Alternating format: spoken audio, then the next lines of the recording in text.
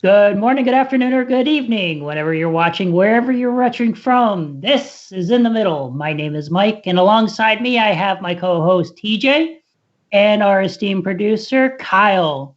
Joining us as a guest, we still have Tara with us, and we have also brought on an individual who's also a very good friend of us, Lucas. Once again, another good high school buddy who is actually on the herbal side of medication. So we kind of heard what Tara had to say about her side in pharmaceuticals. Now we're going to essentially get to see from Lucas and the natural medications. Lucas, thank you so much for joining us. Just starting off here, I kind of gave Tara the opportunity to, and I would like to extend the same ability to you. Please provide us as much information as you can about yourself and what is it, how long you've been in the industry, and any degrees or whatever it is, that training or whatnot that you have for this field. Great. Well, thanks for having me on, guys. It's been a long time since I've had a chance to really sit down and chat with you guys, so I'm looking forward to this big time. For sure. So I have been in the natural industry for probably around 10 or 11 years now. I started in my mid-20s when I had some health problems, and I kind of was not getting many answers from the mainstream medical system. And so I started working at a little health food store for a couple years, and then I moved to the sales side, and I've been doing the sales side of vitamins for probably 7 or 8 years. About a year and a half ago, I started a podcast called Quacks Podcast, and it's basically like quack doctors. You can think about it, but it's spelled Quax. And I'm not a doctor. I don't have any formal training in medicine. I'm not a nurse. I'm nothing. I'm just an enthusiast. So what? Hold on. What's quacks? Like, I think of a duck. Are you the duck doctors? Like what? So you're a quack? Is it because you're a quack? Quack doctors. So the little like, icon or whatever that we use is an old school picture, I think by like Teniers, who painted it in the 1700s of like a quack doctor, like, doing some weird alchemy things. But the reason we called it quack doctors is because of what happened in medicine in the 1700s and 1800s, which was there were these different schools of thought about how medicine worked. And you had this one group who you could call like the rationals, and then you had this other group which you could call the empirics. And the rationals, you've probably heard of those old systems of medicine of like humors, like you've got the black humor, or you've got, too much of this phlegm, and so we have to balance out your humors, and it's usually by bleeding you or using leeches or something like that. So that was the rational side. And they used medicine in a very rational way of saying, okay, we're assuming this, and this is therefore the treatment. The other side That's were these the rational side? That's the rational side. Draining people of blood. Rational doesn't have to mean true. It just means from first principles to a conclusion. It's the process. So the empirics, they were the quack doctors, so-called. Basically, they were out selling, their wares and selling, mercury for syphilis and some really terrible things. But because they were exposed to people who would come to them for services, they actually had to find things that worked. And so a lot of the empirics would discover, little ways of doing surgery or little remedies that would work for warts or something like that. And what ended up happening was the rationals ended up having to take some of what the empirics would discover. And so the reason it's called Quacks Podcast is because what I try and do is find these little weird things that might cure or that might alleviate some medical problem that is not being touched by the medical system. And maybe 5 times out of 10, it does nothing. Maybe 2 times out of 10, it slightly harms you. But maybe 1 time out of 10, it actually works. And so that's the whole idea. It's trying things, exploring, and let me tell you, it's a total jungle out here. There are so many different things you can try. There are so many different modalities. I mean, Mikey said I was kind of on the herbal side, but it's not just herbs. It's basically anything that cannot be patented is out in this natural world. If you can't patent it, if you can't make buco bucks on it, it's in the natural world. It's there's not many studies on it. Who knows if it ever works? It's quack doctory. So I don't know if that kind of sum up a little bit what I've been doing. That's actually really interesting. Yeah. So it's just like what you're saying is that there's medicine, there's a million and one things out there in the world, what works, what doesn't work, and what in the long run, kind of on our discussion with healthcare, what makes the money, what makes people come in. So I will actually turn the mic off to Mikey here really quick. I think he had a couple questions he had with Tara that he also wants to throw at you really fast. So this way we get a little bit of both sides and a little bit not back and forth, but at least we heard from Tara. Now we're going to hear from you. And then after all of this, I do want to have an open discussion, right? So go ahead, Mikey. So, one of the questions that I asked that I've always been kind of curious about, when it comes to this field, do you think, and I'm kind of changing up the question a little bit, but it's still the same basic question. Do you think a universal healthcare system could actually help promote this because it's something that's actually cheaper? Or do you see this as something that can actually be better ran by a privatized healthcare system, let's call it, to where they can go ahead and free market it as much as possible? Which one do you see as being more beneficial for your field? So I actually think that there is a good argument that a universal system would open up the system to other alternatives. And if you just look around the world, if you look at Germany, if you look at England, places that have more universal systems, they use more, there's more options than what is available in our markets. And it's because in our markets, with lobbying from pharmaceuticals and stuff, they really push out these alternatives that don't make much money. So I actually think there is an argument that universal healthcare or whatever would benefit the field. Now, whether it would help me in particular and the industry, I actually don't think it would. I think it would systematize things. And so instead of being able to get, grass-fed beef that is well cared for and slaughtered humanely, you're going to get giant, cow farms that it's just a meat grinder and they're fed antibiotics and grain and stuff like that. So I actually think the quality would go down in addition to it actually opening up. Okay. So as far as like the field that you're in, do you deal with a lot of like CBD oils? What exactly do you mess around? What is your knowledge on like CBD oils? And actually it's kind of a two-part question. Do you see, because whenever I hear natural, I always kind of hear, well, CBD oils. Yeah. That's like the biggest push, but I don't hear it so much for like other things. So what's your perspective on that? Do you see that actually natural medication is actually helping more people, like how I hear, and maybe I'm just hearing one side of it, but I'm hearing, I'm having seizures, I'm on CBD oil. Is there, do you think that that's more beneficial or? So the CBD industry right now is really interesting because a few years ago, there was only a few companies who were actually willing to touch it. There's Charlotte's Web, there was CV Sciences, and so there were only a few companies that were willing to take the risk, with the knowledge that the FDA could, SWAT your facilities at any time and shut you down. And because it was like that, the margins on CBD oil were huge. You could make the stuff for nothing and sell it for tons of money. And there was a breaking point where all of a sudden it became okay. And it was maybe 2 years ago where it was like CBD is okay. And you had all of these players rush into the market and all the prices came down. And so what you're kind of seeing is an effect of the hype around a new area that companies could go into and make money on. What you're kind of seeing is just a barrage of information from that. But with actually just my experience of talking to people who use CBD oil, I think it does work for sure. And it's very low risk. So it's not like you're going to take it and it's going to really mess you up in some way. You're not going to get addicted. And so if you have a joint problem or you have a mood problem or sleep problem or something like that, it's very low risk to just try and see what it does to you. Now, if you do take really high amounts, there's some studies showing that maybe it can cause some liver problems. But if you don't get up that high, it's actually a very low risk thing to try. And there are a lot of people who tell me that it's changed their life. So, I mean, it's a pretty cool thing. So are there maybe like, are there pills out there that you look at?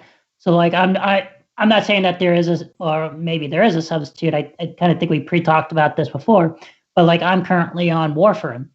Is there possibly in your field a medication that could maybe be a safer substitute for medication like warfarin that you see can actually be taken off the shelves and maybe restored with this medication that you're seeing as this herbal like medication? Do you see anything in that where maybe certain medications aren't needed and could be substituted with a herbal medication? I'm gonna just step in really quick, just in case us people who don't know what warfarin is, because I take it all the time. I take it every Tuesday, so I'm full of warfarin. I got that. That's my good. So I'm always on top of my medication. It's so yeah, my bad. It's second nature to me, but warfarin is a blood thinner. So warfarin is a blood thinner that there's many different reasons that people would be on blood thinners. It could be due to a medical valve problem. It could be due to just thick blood and causing bad rhythm on the heart. So is there a medication that you see that's natural that can possibly substitute? And I'm just using warfarin as an example. It could be anything. Sure. It could be it could be a cancer medication. But is there something that you say there is no need for that medication to be that priced? You could get this bottle right here for $10, whatever it is, and it's even safer, and that drug should be off the shelf. So actually, I looked into warfarin last Monday night when you asked me about this in that email or whatever, and I was, you have a mechanical heart valve, right? Not one of the softer ones. I got a couple of them, but yeah. Yeah, okay. The ones that make the noises and stuff like that, right? I am noisy. Yeah, okay. So I looked into this, and the one doctor I found who was into natural stuff, he said that he would not put somebody on a different drug than warfarin with a mechanical heart valve. It just wouldn't be worth the risk. With that said, what warfarin does is it inhibits certain clotting factors to prevent your body from creating fibrin. And there are natural things like systemic enzymes which will break fibrin down. So if somebody was in a different position with warfarin, there might be some exploration they could do. But as far as like having a mechanical valve that, blood's going to tend to clot around there and stuff, you really wouldn't want to mess with it. So what about? Sorry. Well, yeah. So no, my bad. But so like instead of it being warfarin, what about, is there like a cancer medication or something to that equivalence that you see out there that could be a better substitute? Maybe epilepsy people. I wasn't particularly talking about our patients in general. I'm just speaking as far as in the healthcare in general, whether it's brain cancer, lung cancer. Is there a medication out there that should be maybe substituted with a herbal medication that will help bring the cost down and be more accessible to people who need it? Yeah. So the way I would think about it is there's this analogy with weapons and like medical treatments. With weapons, you have knives, you have guns, you have tanks, you have fighter jets. If you're defending your home and you're defending your home with a fighter jet, it's not going to work that well. You're kind of mismatching the weapon to, you want a handgun to defend your home. Now, if you're invading Iraq, you want fighter jets. And so in the same way, if we kind of put on the spectrum, surgery being the most, invasive thing you can do, and then certain drugs, and then maybe certain other drugs are a little lighter, and then you get to herbs, and then you get to amino acids and vitamins and minerals, and you kind of work your way down this spectrum. Generally speaking, the things that you can substitute are the things that people take long term for chronic conditions that, everything's going to be different. So statins, let's say. You can take red yeast rice, which is a natural statin. It actually has a compound in it that is very similar to a statin that's on the market, but it's red yeast rice. It's a natural alternative. Nattokinase, which is an enzyme, is a natural ACE inhibitor. So if you're on an ACE inhibitor for high blood pressure, you could look into that. Now, I'm not saying these all can definitely replace those drugs, it's going to be a case-by-case basis. And the person is going to have to decide based on, okay, why am I taking this? Am I taking this because I have a real problem? And if I have a real problem, then I need one of those big, fighter jet solutions? Or am I taking this to head off maybe a heart attack that I might have in the next 20, 30 years, and there's a natural alternative that's going to maybe get me halfway there or 75% of the way there, and it's not going to have some bad side effects? So on that, so the question that I have is, like what you're saying, for people to understand this is, if you're in like an emergency, take what the doctors are prescribing you. It's going to probably save your life. That's what you need to focus on. But for stuff that is long term, if there is a substitution that isn't, again, like what you said, could be possibly wean you off of a maybe more serious drug that causes more serious side effects to something that's a little bit more healthier for you that can still provide the same results, that's when kind of certain herbal medication comes in. That's what I'm understanding from what you're speaking of. If you fall off a ladder and you puncture a kidney, like, you don't want to go to an acupuncturist or a Chinese medicine doctor. You have enough punctures in you. You need to go to the hospital and get fixed up. Like, a medicine. Lucas, I got a pen in my neck. And CBD oil. CBD oil. I missed that commercial with the do-it-yourself acupuncture, and the guy is running in the desert and he just throws himself on top of a cactus and he goes, do-it-yourself acupuncture. Probably not the best idea.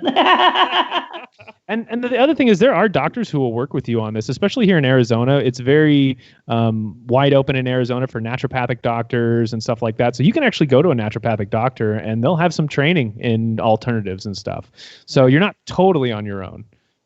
So a little bit on the conversation that we're talking about before and this, I don't think a lot of people know that there's other options. Obviously, in our last video that we were having with Tara, we talked a lot about doctors prescribing certain things. And she definitely explained there's most of the time, it's not that they're trying to be vindictive and trying to sell you something. It's actually for a reason, for a purpose. But I can even say, with a personal story of mine, 90% of the time they want to put you on some type of medication and send you on your way. For an example, I was having panic attacks and with my job, and I went to the doctor and they pretty much went, hey, listen, you're having panic attacks. That's why it feels like you're having a heart attack. Your body's perfectly fine. Even though I'm a fat guy, they're still like, everything's good with you. No diabetes, no nothing. You're just fat.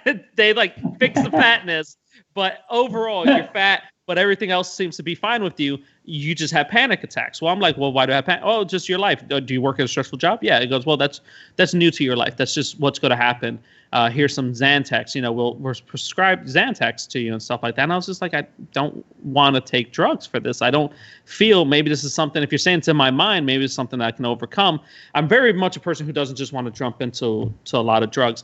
But someone was like, hey, I had a problem with panic attacks. I went to see a chiropractor. And they went, I went in there and I felt better. And I did the same thing. I went in there. I went to a chiropractor. They adjusted me for 3 months and I stopped having panic attacks. And of course, the same thing with CBD oils, and they'll put that on, and, they use other treatments, and I ended up feeling so much better and so much healthier.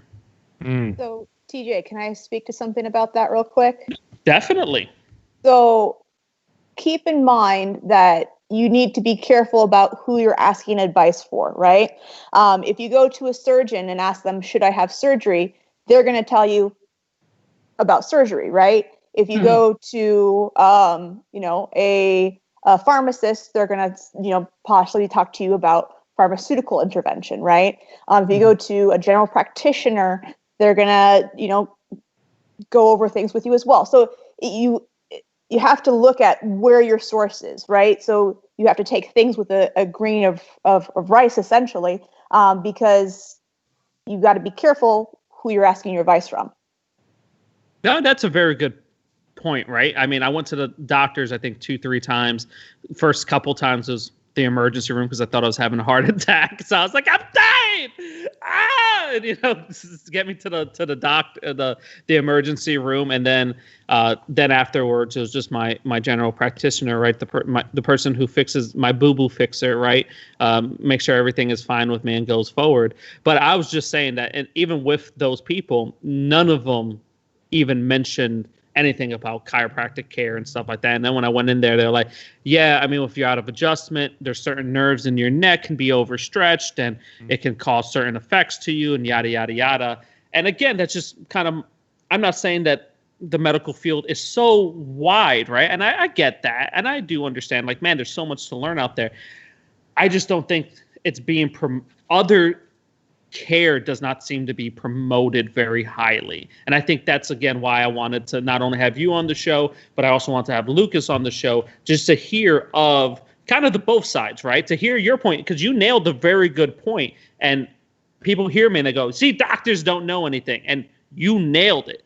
Well, guess what? Who are you talking to? There's certain people who are going to tell you certain things. So, again, that's why I really much wanted you both here. So thank you for being here.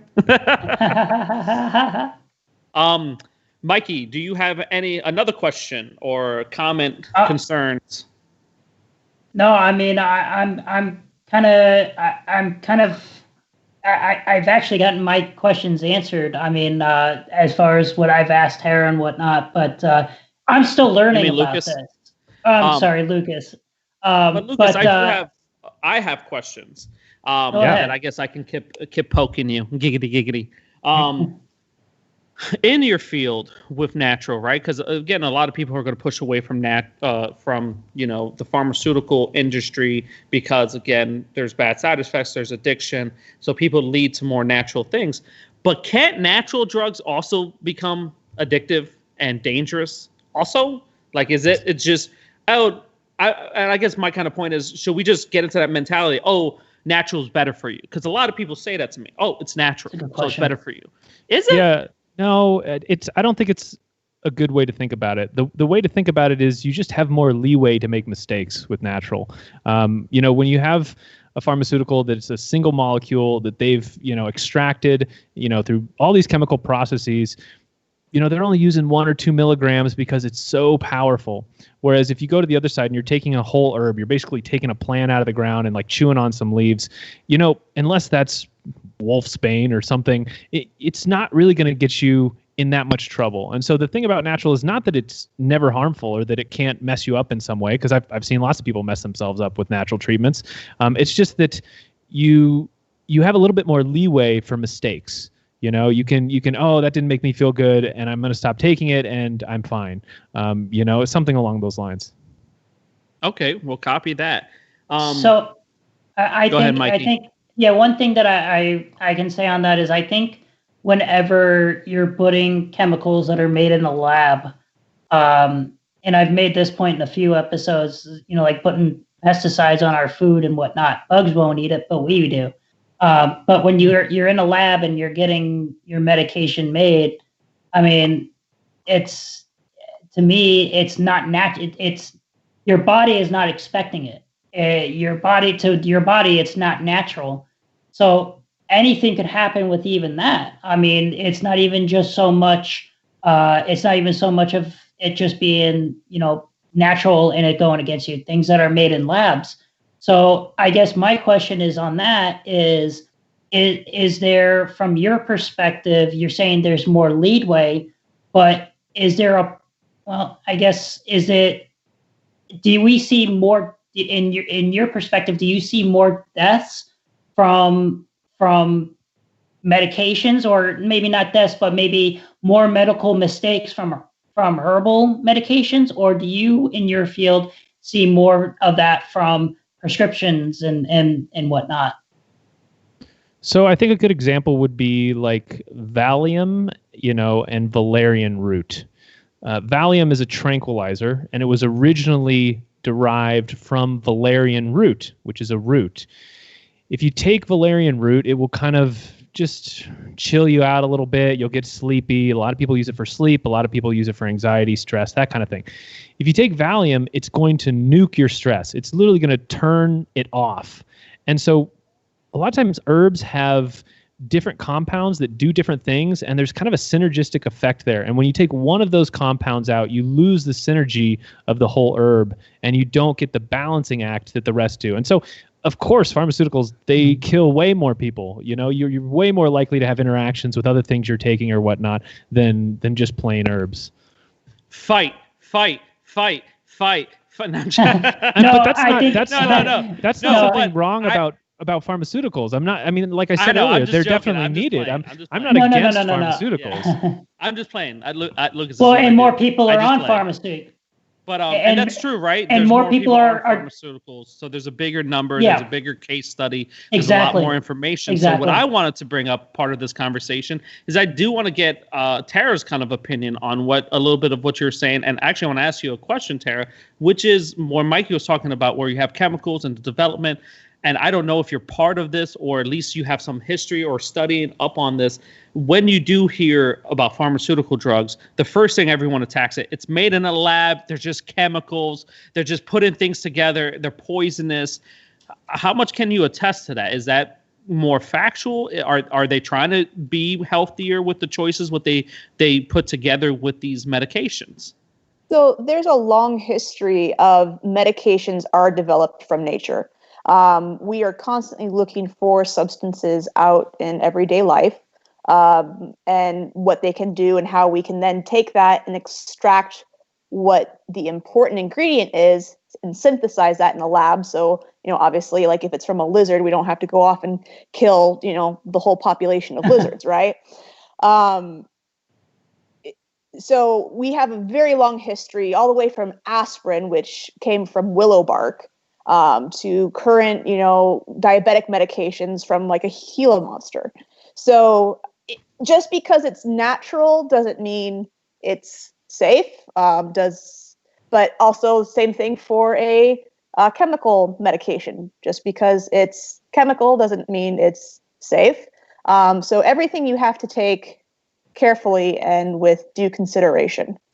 For sure. So I'm retarded.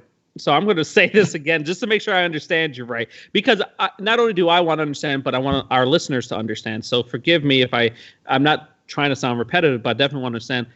Is the fact is what you're saying is that everything starts off from nature. But again, you can't go, all right, this plant, and then make 1 million plant fields, or you're going to destroy all that plant. So you end up learning what are the chemical breakdowns of that plant or that medicine that you're trying to attract. To get, right? And that is then made in your guys' lab. So you guys don't have to destroy every plant to pull that out. And is that kind of what I'm understanding what you're saying? For some things, yes. And then others, they haven't figured out a way to figure that out. Like horseshoe crab blood. I don't think they've quite gotten a handle of that. So they still have horseshoe crab farms where they are essentially farming blood for medication. But in other really senses, horseshoe crab blood is pretty cool, actually.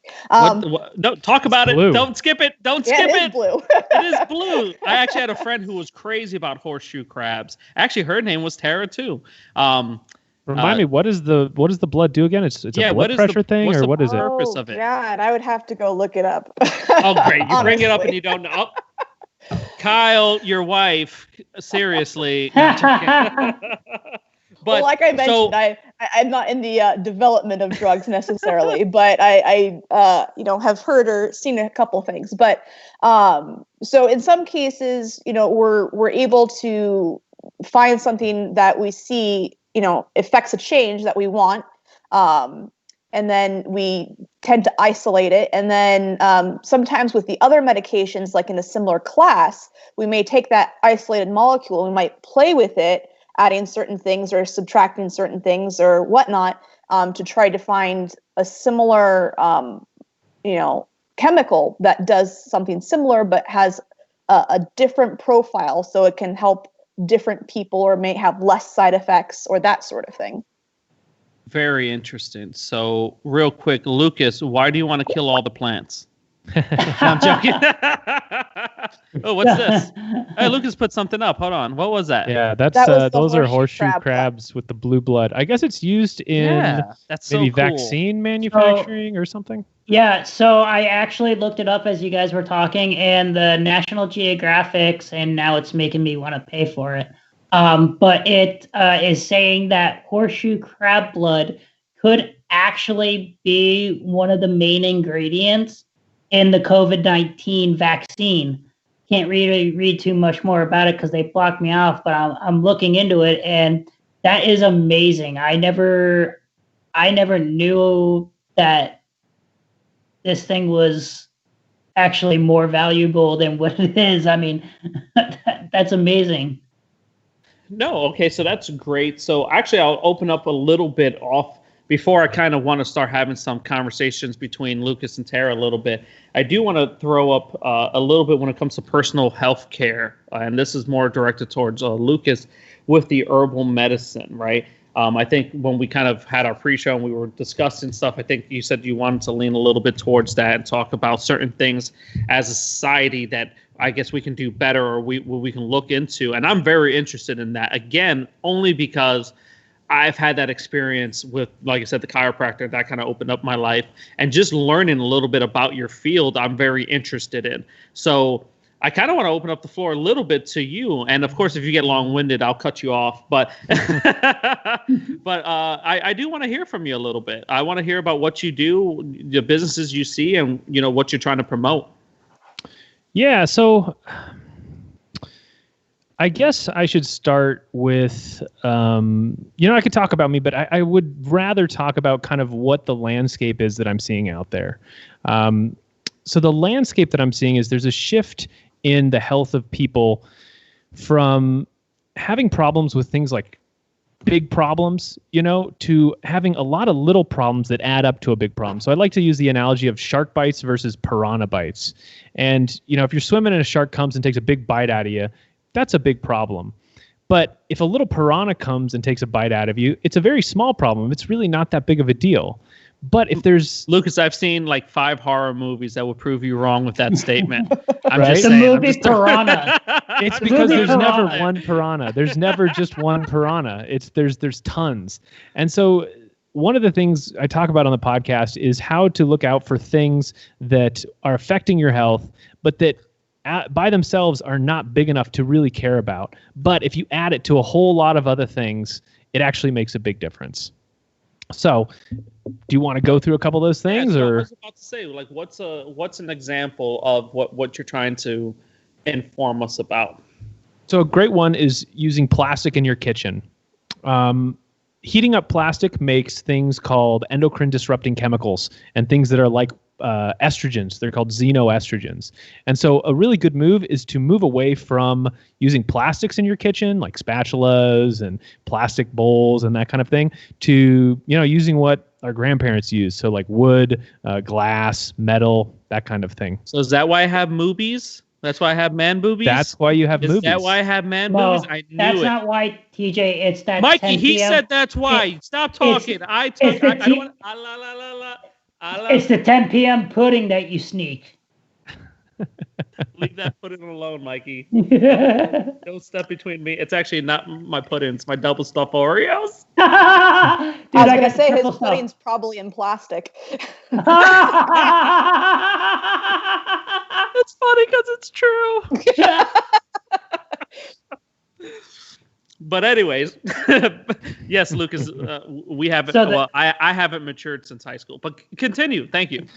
Okay, so there's more. The water you use. If you're drinking tap water, it tends to have trace amounts of prescription drugs, pesticides. It's a really good idea to switch to spring water. Conventionally, so what's in?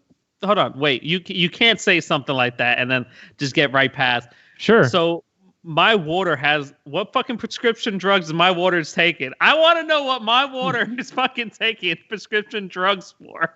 I could be wrong, but I think the most popular prescription drug found in tap water is antidepressants. Okay. Wow. And where does that come from? It's just from the pipes, the metal, the copper. People the flushing their drugs. What? Yeah. Yep. Wait, So- Tara. What, Tara? You There are hop on this proper real quick. ways What to just happened dispose here? of medications, and there are improper ways to dispose of medications. They are finding that people that are dumping them, down the sink, down the toilet, that those medications are showing up in our water supply, which is why that is not recommended to do. What? Yes. Yeah. Wow. I am a tap. No wonder the tap water in New York was so fucking Hey. good to me. Tap water in New York is fucking amazing, and if it's because of all the drugs, No. that's Wait, no. I will say New York water is the best water, but that is purified straight from Niagara Falls. But I just can't get over the fact that, I mean, I've heard of that, but I'm like, oh, well, when it gets treated, you would think that when the water gets treated, those medications would get, flushed out that way. But it sounds like that's not even true. Yeah, I'm not sure how different places treat their water, but I know that they have found trace chemicals from medication in them. Wow. Yeah. It's kind of nuts. So, Well, I mean, that's thank another goodness one. I drink You were Coca-Cola. so yeah. As we're going back to drinking Coca-Cola, no. So as you were discussing, so there's plastic we got to worry about. I got to worry about my own goddamn faucet. What else is in my goddamn kitchen that I got to worry about? Gosh darn. Sorry, Dad. Gosh darn kitchen that I have. I would move to your bathroom. Shampoos, conditioners, moisturizers, candles often contain endocrine disrupting chemicals, and you can swap those out for natural alternatives. And it used to be that natural alternatives were super expensive. It was like, the bottle of whatever shampoo versus the natural bottle, and the natural bottle was like 8 times as much. But nowadays, it's actually come way down in price, and they're very comparable. So that's another area that I would look into. So just in case I don't know what means, what did you just say to me? Yeah, endocrine disrupting chemicals disrupt your endocrine system. So it's your hormonal system. So, it's going to make women more masculine. It's going to make men more feminine. It's going to mess with your thyroid. You're going to gain weight easier. It's just going to mess with your hormone system. So you're telling me again, I'm getting fat because of my shampoo. I knew it. Thank you. So I kind of feel, and maybe I'm wrong, maybe I'm not. I don't really know, but from my understanding, as far as those kind of medical issues, I think that it's more got to do with the food that we eat compared to the shampoos. I'm not saying that shampoos are, are somewhat of the, but that's like you go to Europe, and I can only use Italy as an example. But the guy, we bought a loaf of bread. Out here, a loaf of bread will last you what, a week, 2 weeks. In Italy, it will last. Minimum. It will last you 3 days in Italy, and on that third day, you're starting to possibly grow mold, because that's how food is supposed to be. Yeah. So I kind of feel that those medical issues that you're speaking of in conjunction to shampoos and that kind of chemical, I feel that's more towards the food we're ingesting. It's like they said out there, if the bugs won't eat it, why are we eating it? They know it's unhealthy, and they don't allow that kind of chemical. You're totally right, Mike. You're totally right. Food probably makes a much bigger difference, but it's a huge subject.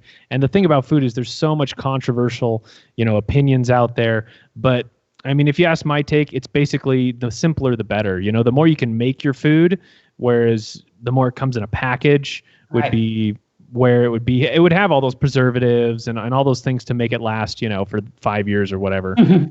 But yeah, you're definitely right. So on that, Tara, I mean, do you share the same opinion on this? Do you think all the stuff that we do in the United States to keep food going longer is bad for us, or is it really not affecting us? Because I've heard, and the only reason I'm asking your opinion, you may say I don't know, is that I've heard a lot of stuff where people always claim that, okay, yeah, this is bad for you, but the way your body produces stuff, it's going to get rid of most of the stuff that is bad for you, right? That's what the point of your body is to do is. And a lot of people are like, oh, well, you have a little bit of this mercury here, and it'll kill you. It's going to give you cancer. But your body produces stuff and gets rid of it. so that's why I'm passing it off to you. Do you have any studies or an understanding? Is it as bad as everyone's saying it is? So yeah, I mean, definitely the food you ingest deals a lot with your health. There's no way around that, whether it's, through the obesity and eating too much, if it's through too much salt, which is in a lot of prepackaged foods, increasing blood pressure and that sort of thing. You need to be very careful about what kinds of foods you're ingesting. High fatty foods, fried foods, cholesterol, these are all linked intimately. So I'm a firm believer in whenever you can, make your own foods and, create your own foods, shopping in the produce section, the meat section and that sort of thing, instead of going down those, other aisles with all the prepackaged foods, they're going to be much healthier options for you. And certainly, soy is one of those big ones that we talk about with people that have issues with estrogen issues, such as, breast cancers and that sort of thing. And soy can be found in a lot of different foods as well. Excellent.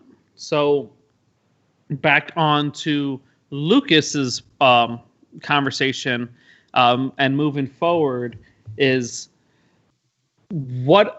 when you said shampoo, and I know Mikey went into indigestion, and I do kind of agree with that, is if there's a lot of stuff that makes sense. We ingest it, it's bad for you. But to reverse a little bit to your shampoo stuff, I mean, I've done my best not to chug a bottle of shampoo. That's good, man. That's good. That was a hard feat, huh? Dude, that berry bush that my kid has is so good to smell it. I'm always like, it'd be great on my toast.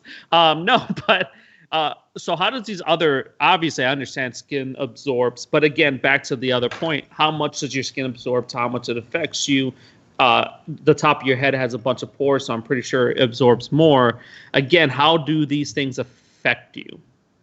So it's really tough to tell how any one thing affects you. And it kind of goes back to that analogy with the piranhas. You just don't know how much each little thing is affecting you, but you just try and get rid of as many as possible. And so there's chemicals within shampoos, conditioners, personal care products, water, canned goods, kitchenware, cleaning products.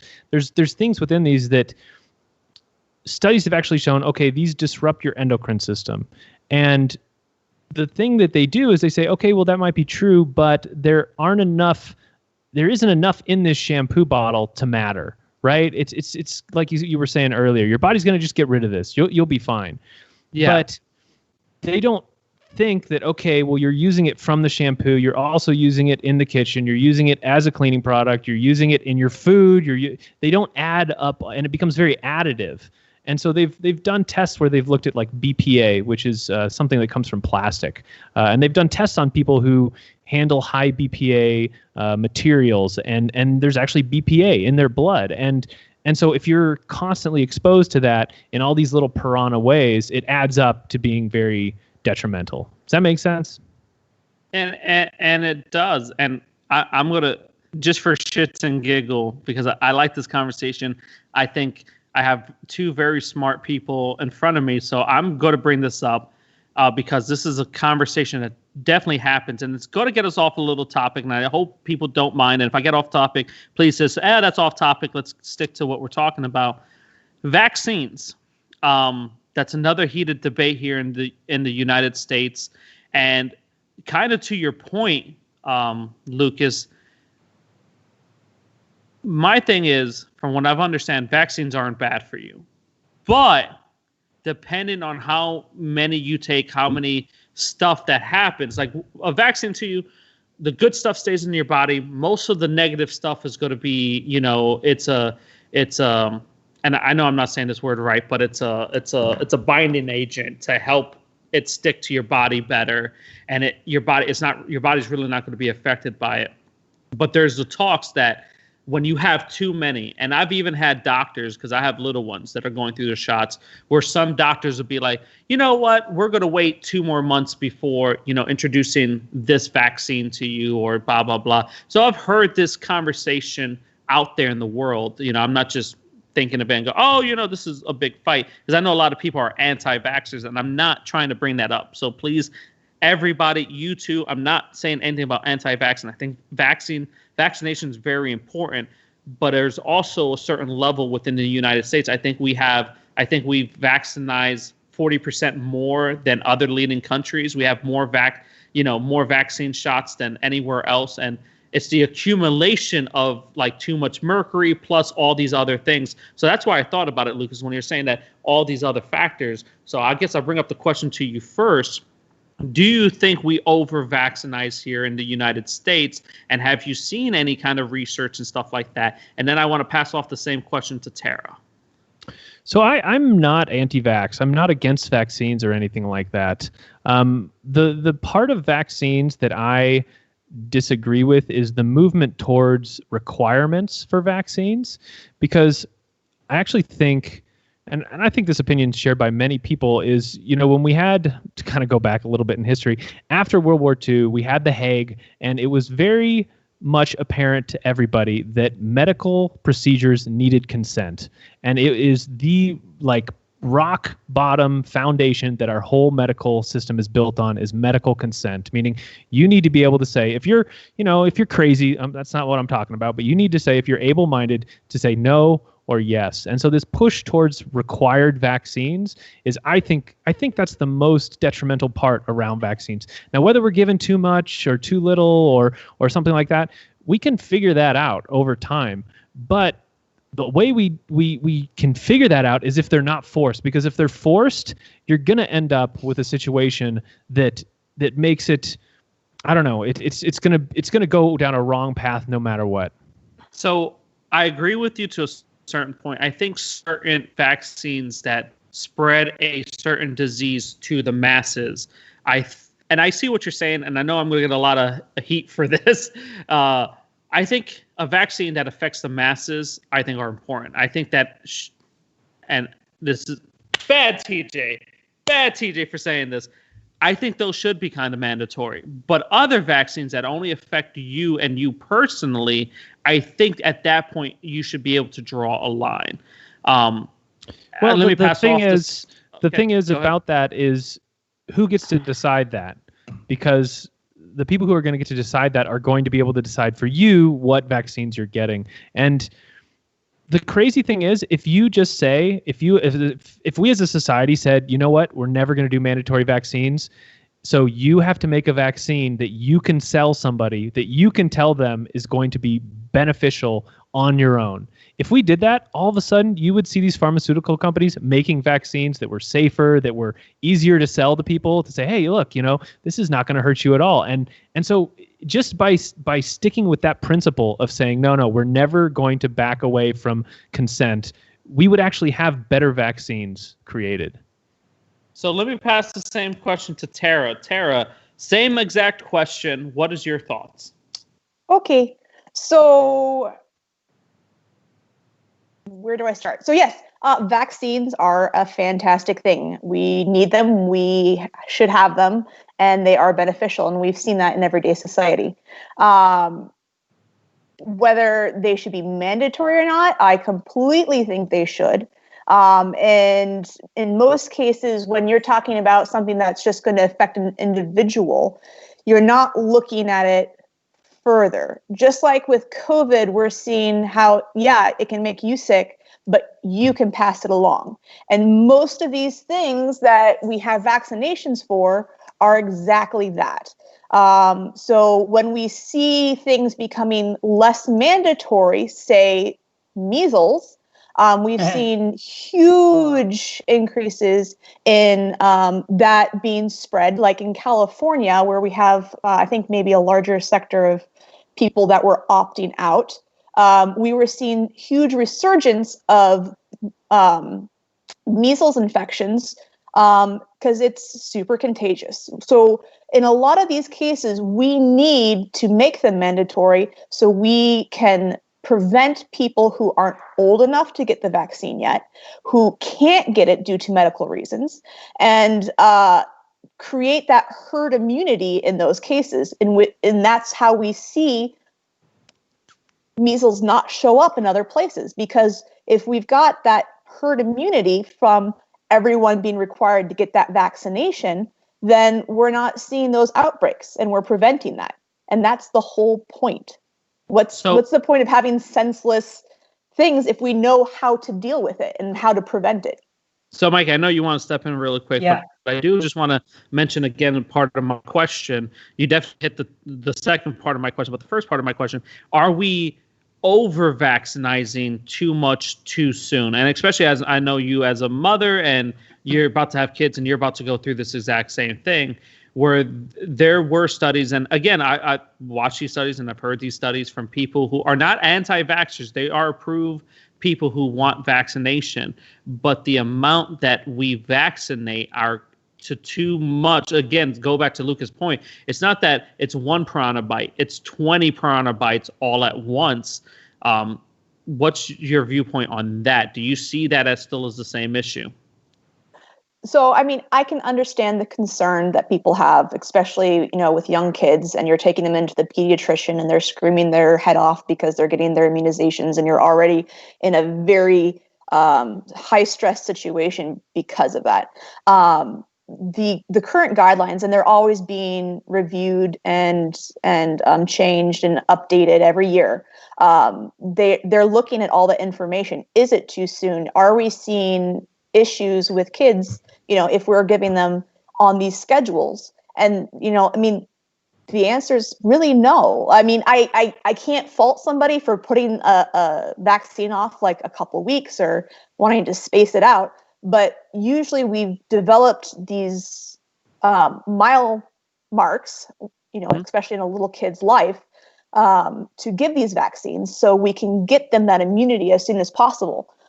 Because ultimately we want to prevent death and other harm that these diseases can cause from, something that could have been prevented. I understand. Definitely get that. And Mikey, you had a point that you wanted to step in there?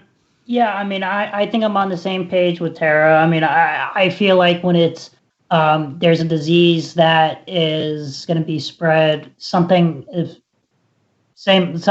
COVID or the flu, I definitely think that you should be required to get those vaccinations. But I already know, just because the good old USA, we all have to have our freedoms. Only issue with that is people are going to start. Actually, let me correct that. People are already complaining that they don't want to get vaccinations because it's going to be stepping on freedoms.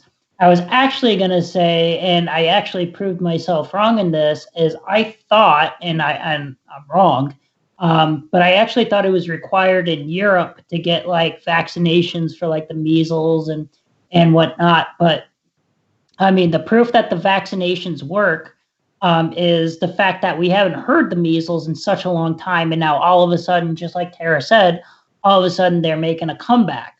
To me, even though it's stamping on your freedoms, I mean, my rebuttal to that will always be, well, what gives you the freedom to infect me? But that's an argument if you have a vax. And again, correct me if I'm wrong, Tara, here, but there's two things with what you were just saying, Mikey. One, you're saying that Europe is not mandatory, and Europe doesn't seem to be having outbreaks. I said they are. Oh, they are mandatory. They are. Sorry. That's no. Sorry. I thought you said they weren't mandatory. You looked it up and you thought they were. No. You found out it was opposite. Yeah, but that's not what I'm correcting. I said that Europe, it's not mandatory. You're right on that, and because of that, they are having spikes. But then my comparison okay, I got you now. So then my comparison that these vaccinations should be mandatory is the fact that in the United States, there's a very small, even though people aren't getting vaccinated, and the one example I have here is just the measles as one of the diseases I was able to quickly pull up. You can see Europe is, holy God, got a huge outbreak. But then you look at the United States and it's like, some cases in Maine, mostly in Washington, Oregon, and that, what you like to call the Chaz area.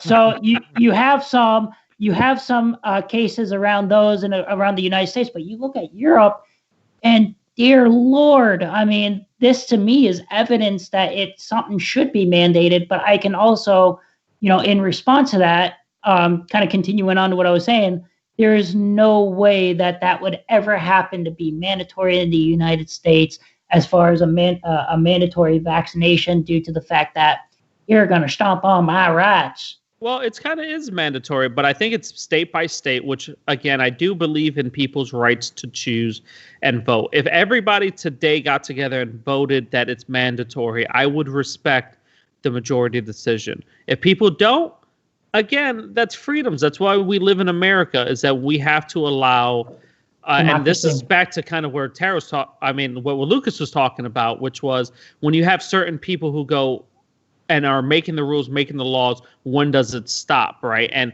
that's why we live in a democracy. We all have to come together for things, and that I definitely do agree with. So if the majority says no, then I agree. The answer is no, and we shouldn't force it. If the majority says yes, then I'm fine. But I guess that's also what's really great about having states. And I think a lot of people forget this. We always look for the universal care, and not universal health care, by the way. I'm not speaking about that. We're always looking towards the federal government to make a federal mandate on every single state. Again, that's what defeats the states. The states are allowed to operate on their own accord. And I always tell people, like, especially like California, who wants to make all these laws for everybody across America, what's stopping California from getting together and making these laws in their state? And then once it works at their state and these things work and are proven, then go ahead. And then my thing is that I don't understand why it always has to be everybody. The whole point of states is that we can all do our own freedoms and we can all govern our own states. So if we have one state that has all these benefits and has all these things, and we see that as an example, to me, that's I'm not saying that we don't have to do it, but to me, when California steps up and goes, we're going to mandate all of this stuff as, healthcare and, $15 an hour and all this other stuff. If they had a state that was able to do that and it ran efficiently, then you push that out to the rest of America. I think it's more people will understand it and get on board. And that's kind of the point that I'm making, right? You got to make an example, because correct me if I'm wrong, right? When you guys come up with drugs, Tara, Lucas, when there's drugs, right, they have to be development. There has to be testing. There has to be certain things, and then it's pushed out. And with us as America, it just always seems like we go straight to trying to push something out before we test it. And the great thing about states is that we can test it locally. Yes, but I don't think that's a fair apples to apples comparison. With drugs, whether they are prescription or not, there's more of a safety efficacy issue. When you're just talking about, a policy that, the government's, whether it's local or federal, is trying to, enact. Sometimes they're for safety, but most of there's something else. So it's there's always something else with the government. There's always something else with the government. Every episode, Mikey, people are starting to think I'm more of a conspiracy theorist. By the way, no, TJ. You know what's funny is I was literally about to say Mr. Conspiracy Theory himself at it again. I gotta say, dude, because a lot of Mikey, stuff. I mean, Mikey, go fuck yourself. Good old Deadwood. Bring up some other conversations. Again, I'm glad that we're before we move on, can I just put one thing in? No. Go ahead. I was actually going to move it towards you because I wanted your opinion. So go ahead. Well, I just want one more thing about the vaccinations, which is, I think it's not really about vaccines. I think it's a deeper disagreement about values. And I understand people differ on this, but for me, freedom and really embracing your soul is about allowing people to make bad decisions.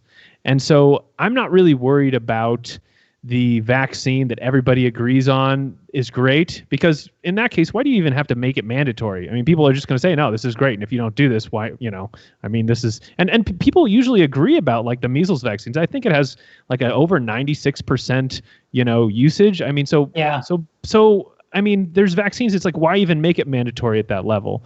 But there's where the disagreement is kind of like your soul is a real thing, and it needs to have the freedom to make its own decisions. And if that decision is bad for it, then you have to allow it to have a good civilized society. And if we start down the road of, we're going to do this, we're going to make you do this because it's good for you and it's the safe thing to do, it's never going to stop. It's going to go to young girls need to take prescription birth control because isn't that great? We prevent all these pregnancies, and old people need to take statins because isn't that great? We prevent all these heart attacks, and it's going to just keep rolling, and it never stops. And we've seen this in the 20th century. We've seen what happens when you don't have consent for medical procedures. It gets into forced sterilizations. It gets into, it just doesn't go in a good direction. And so that's what I would worry about. I completely agree with you. And again, I think there's limits. I think there's both extremes on both sides, right? The extreme is exactly, and maybe you'll be upset that I say it's an extreme. I get your point because that is the extreme point on one side, right? Is the fact of if you just start saying yes, yes, yes, yes to everything, and Mikey knows this from me, and I say it 100%. It's like media today. Everybody watches media and watches the news, and whatever the news tells them today, even though it's opinionated, even though it's one side, they're like, yes, yes, yes. And then when you go question them and you go, why do you feel this way? They don't have an answer. It's all being programmed, and I see that. But I'm not denouncing the vaccines because I think there are certain, again, I think this is also the frustration on the other side is that, okay, we get that point, but what we're saying right on this is true. But don't get me wrong, because science is always changing. There's others' opinions. There's always battling.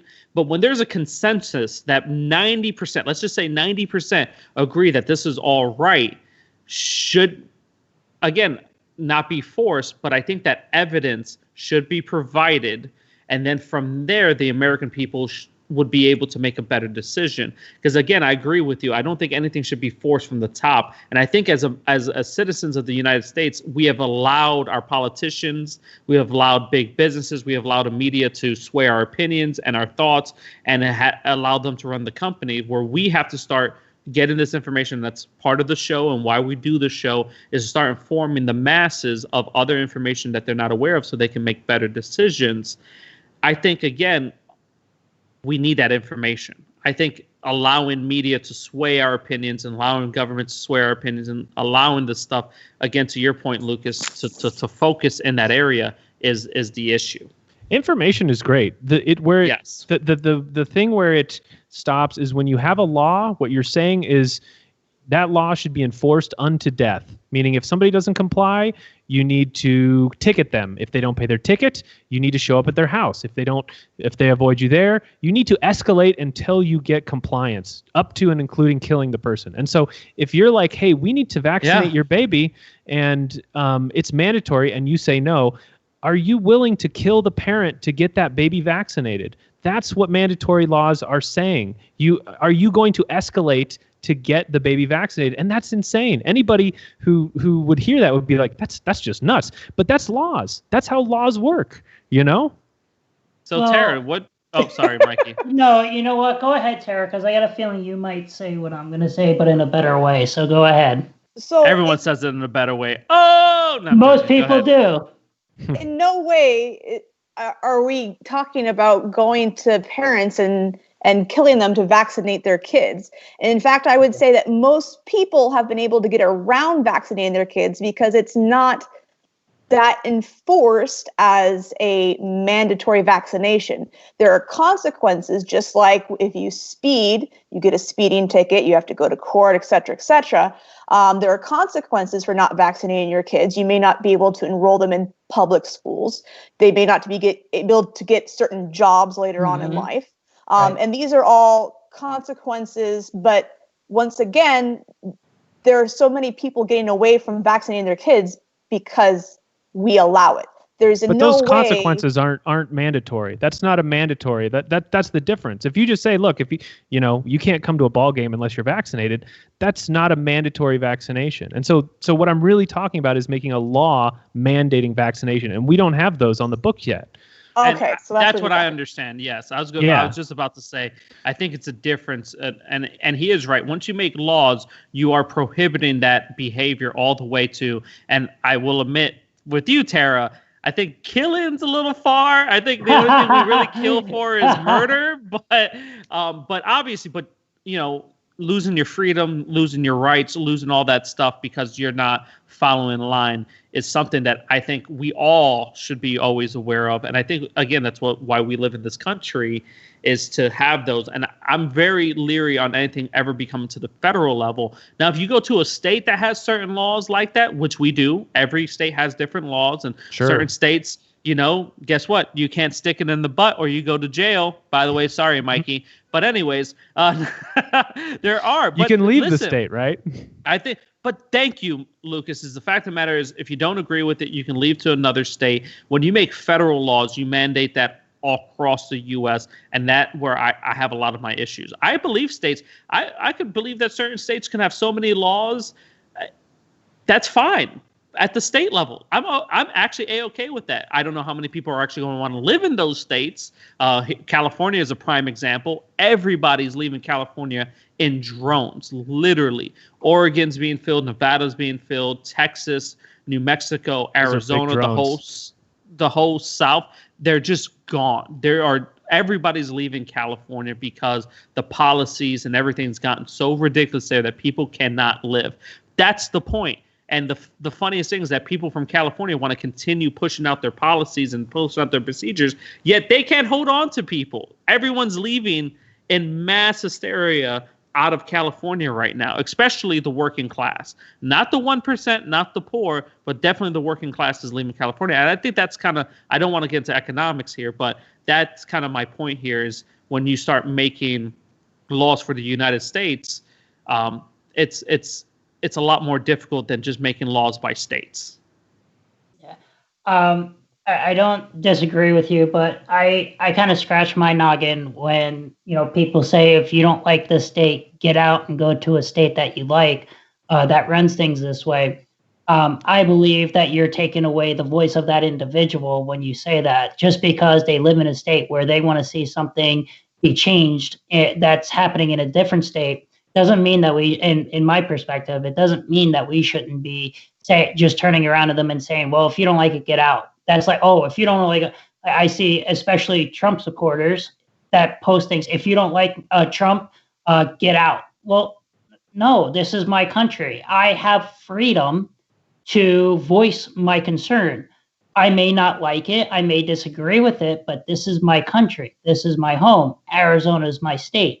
This is my home. So when people tell me to get out, I'm like, no, this is my voice, and this is what my forefathers fought for, so that way I could have my voice and I could live wherever I want. And then eventually, if the state deems that they want to go that way, well, then your voice was heard. If not, well, then I guess is where your aspect of you could either stay there and keep voicing your concern, or if you want it that badly, go to a state that has it. But no one's forcing out, Mikey. The point is that you have a choice, and that's what we're saying. And so back to your thing where you're saying Trump supporters say this, I know for a fact, because I was on the opposite side of this when we were going through this with Jeremy, where during the Obama administration, that whole thing of, oh, you don't like Obama, get the hell out of our country. It happened then too. It happened Absolutely. there too. So Absolutely. Again, it happens every single time something comes up. And I agree with you 100%. I think telling people to get out is stupid. It shouldn't happen. It's not wise. It's everything that's against America. And if you want to stay in your state and fight for your beliefs, then guess what? That's what's great about the United States, is that you can do that. The point is that we should allow choices. We should allow that. Again, you shouldn't be forced every single time that California believes in something that the rest of America has to follow. That's why we have the electoral votes. That's why we don't do things by popular votes. That's the reason why, is because you have a place like California, New York, that has the most of the population. Every time they make a law, that's what everybody in the world, in the United States, will have to follow. That's why we have the electoral votes, is that everybody can have their voice heard. And that's why we have states. That's why we're not just the United States. And it's not just United States, the city of California, the city of Arizona. It's because we're allowed to have these choices. You're absolutely right, and it's just, and you're right. It happens on both sides, and I was just saying of what the times are. You're absolutely right. I seen it with people, and I hated when people say that because I'm like, that you're silencing the other person. But that's a whole nother thing. We are a little bit over on our hour, so before we close it off here in these closing minutes, I just want to kind of reach out to both Tara and Lucas and just get kind of a closing perspectives of what it is that you maybe want to hammer down here at the end as far as your perspectives and what you see, and maybe what you would like to see more of before we do our little sign off here. So We'll start off with Luke. He came on later. What is it that you want to make sure that people know and understand outside of what it is that you've already told us as far as like plastics and whatnot? What is everything in a brief that you want to make sure that everybody knows about? Yeah.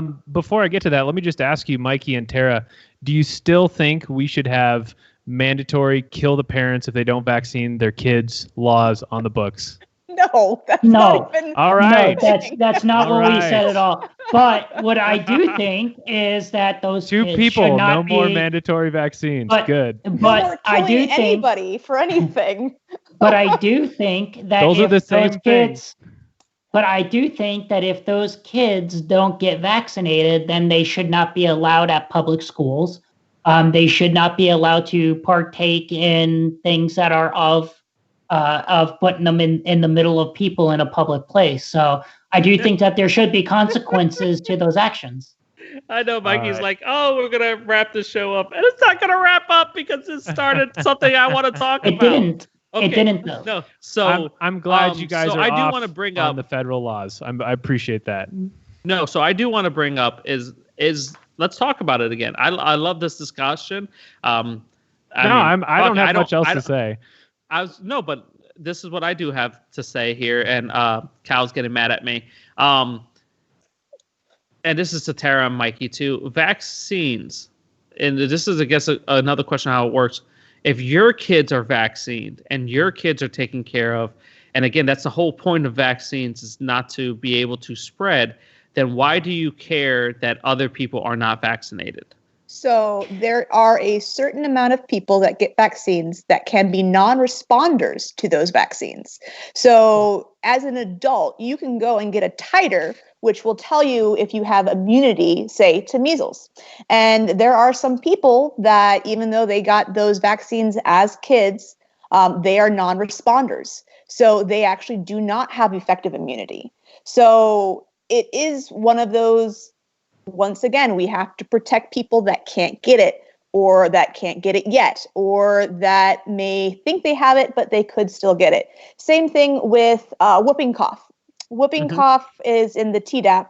And for the longest time, and this is once again an example of science, we learn things as we go and we make changes because of that. We only thought we had to do the pertussis portion for whooping cough the one time, and we'd have immunity for life. And then we found out, well, that was wrong, and we actually have to revaccinate to re-up the immunity for people. And Arizona was a big case back in early 2000s where we were seeing a huge resurgence of whooping cough because of that. And I was actually one of those people that luckily got it during that time. And this was before they changed the recommendations for further dosing on the Tdap. So it's one of those things that science is imperfect. It's always evolving. We're always learning, and we're always seeking more information. And so just because we think we have everything now doesn't mean we're not going to have new information later. So once again, we have to make sure that we're protecting those that can't protect themselves. So on that, obviously, because I know there's people like, okay, I said obviously, that's why I'm mad at myself. I'm really trying not to say obviously. As my last episode, I had like 8 obviouslies. When people, the measles never went away, right? We have not eradicated it, no. Yes, correct. So you can get the vaccines, you can defend yourself to it. That doesn't mean it's going away. For an example, I think it was in New York where it popped up again during this whole debate and conversation, and then it went away again. And people today, again, are really fighting still the vaccine and being vaccinated battle. So it seems, and this is my whole media conversation and back and forth, where if this was constantly still an issue, why aren't we hearing about the measles cases every month? And why aren't we hearing about the measles cases constantly? I mean, if anti-vaxxers and this whole big battle has been going on, I want to say at least since 2009, it only seems to be brought up rarely, to be honest with you. Right. And that's because for the most part, most people have the vaccination. However, we also get people from other places that may not have a vaccination, and they could cause an outbreak. I would like to think that we have a very good understanding of what something like the measles means. So when it does occur, we rally to contain and treat as best as possible because of how bad it can be. So I would say that that is one of the successes of our system is identifying and quarantine and treating in certain cases. Excellent. So, sorry, Mikey, I was very interested in the conversation, so I poked at the beast a little bit more. Sorry, Kyle. He's like, get off the phone. There's a Kyle picture again. But anyways, sorry, back to you. To I guess a little bit where Mikey was leading. We always, at the end of these shows, try to talk about something. We talk about healthcare, we talk about natural care, but we also do try to do our best to try to put out a message to our viewers and maybe even try to come up with some type of agreement. So again, back to you, Lucas. I know you kind of made the joke about the anti-vaccine. What out of this conversation, with conversations between universal healthcare, free market, your job, herbal medicine, what would you like to leave the viewers with before we close? So I would like to leave them with the fact that there is a really big wide world out there. There are a lot of options, no matter what you're suffering with. And if you're getting, an answer from your doctor that's like, there's just not much we can do, or, this is just the only option, this is the best option.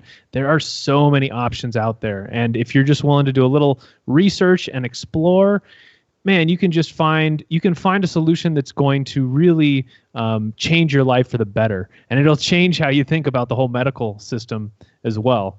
And I guess to give kind of people a clue on where that would be, focus on environment. Your environment where you live is destiny. So if you live in a very moldy house underneath a freeway, you're going to be a sick person. Like, doesn't really matter. Your environment is destiny. So change your environment, change your home, change where you live, change the people who you're around, change your job, and you'll change your life. So if I could just leave people with that one thing, it would be that. Yeah, you homeless people, get a life. Just a joke. And Sarah, if you want to listen to my podcast, quackspodcast.com, QUAXpodcast.com. Excellent. Well, thank you so much, Lucas. Passing off the mic to Tara. Same thing. What would you like to leave the viewers with? Oh, that's a good question. Essentially, that there isn't one right answer for anything necessary for anybody. Our health is a very complicated matrix of things. So, feeding the mind and the body obviously are important to that. Making sure that we're taking care of ourselves. Yes, I'd like to think that, science, we're evolving. We're trying to do everything that we can to keep, prescription medications and our recommendations thereof, whether they be through some supplements or, prescription medications. We're trying to keep people at their best and healthiest selves. But definitely, try to be an advocate. Try to, do some research for yourself if you're feeling like you're not getting your results or answers. I totally agree with that. Excellent. Awesome. Well, thank you both for being on the show. You guys definitely said a lot of big words that I'm going to have a dictionary next time we talk. And I think I played it off very well. That I thought I try to stick with you guys as best as possible. But for the viewers out there, thank you guys for watching the show. Comment. I think we have a lot of information between the two when we talked about Big Pharma. We talked about, obviously, medical drugs. We talked about universal healthcare. 3 big episodes that took over 3 hours long to film. We really want to hear your comments on this, and we really want to hear you guys' opinions. So underneath here, comment, please comment. And Lucas is on there, Tara's on there. They will respond. We will talk. We want to keep the conversation going. We want to hear from you guys. So please do your best to share your information and share your questions. I threw Lucas and Tara underneath the bus already, telling them that they're going to answer your guys' stuff. Thank you guys for helping. But I'm pretty sure we're going to have so many questions and comments that me and Mikey are not going to be able to answer ourselves. So please, as a group, as a team, let's really focus on these comments and be there for our viewers, because that's the point of the show. We want to hear from our people who watch the show, and we want to hear their opinions, and we want to be there for them. So thank you all. I don't know how long I can drag this out before Mikey gets his camera feedback. So I'm just going to continue rambling. Can you not hear me, TJ? I can hear you. Yeah. Do you want me to close up the show? You usually close up the show, so I'll try to extend this as long as possible. Did my possible. camera come back? Yeah, there you are. Did my camera come back? You're back. Okay, somehow, did you shut off my camera? Because my camera was shut off. I usually shut off your speech. You shut off my mute. Okay. Yes. So that I usually do.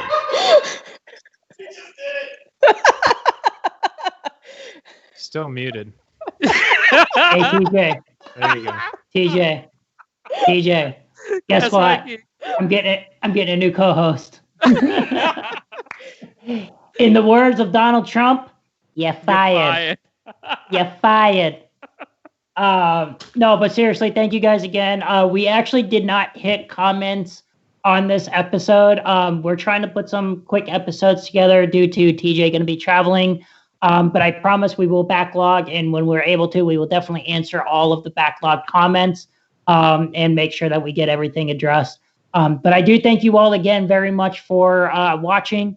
No matter where you're watching, whenever you're watching, wherever you're watching from, I bid you adieu.